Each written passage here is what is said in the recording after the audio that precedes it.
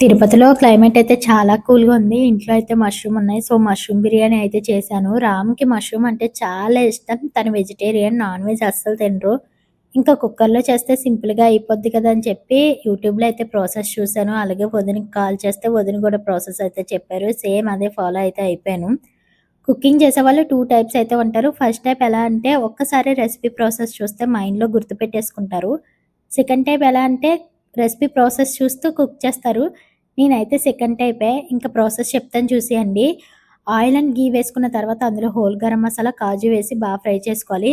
Onion, chilli, టమాటా వేసి cook చేసుకున్న తర్వాత అల్లం వెల్లుల్లి పేస్ట్, గరం మసాలా, బిర్యానీ మసాలా, కారం వేసి ఫ్రై చేసుకోవాలి. ఇప్పుడు అందులో మష్రూమ్ వేసి ఆయిల్ సెపరేట్ అయ్యేంత వరకు కుక్ చేసుకున్న తర్వాత 1 అవర్ సోక్ చేసుకున్న బాస్మతి రైస్ వేసి అందులో తగినంత వాటర్ వేసి 1 విజిల్ పెట్టుకుంటే మనకి బిర్యానీ అన్నది రెడీ అయిపోద్ది. నాకు పుదీనా ఫ్లేవర్ నచ్చదు. అందుకే నేను స్కిప్ చేస్తాను. మీకు నచ్చితే మీరు వేసుకోండి.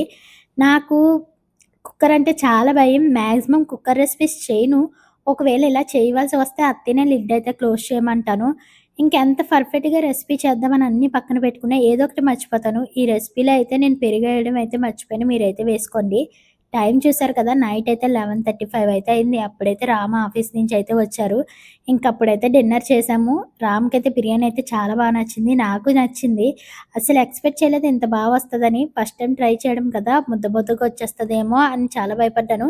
కానీ రైస్ బాగా కుక్ అయింది. అలాగే మసాలా గూడా కరెక్ట్‌గా సరిపోయింది. ఇంక వెజ్ బిర్యానీ అన్నా, నాన్ వెజ్ బిర్యానీ అన్నా కంపల్సరీ ఆనియన్ అయితే ఉండాలి కదా!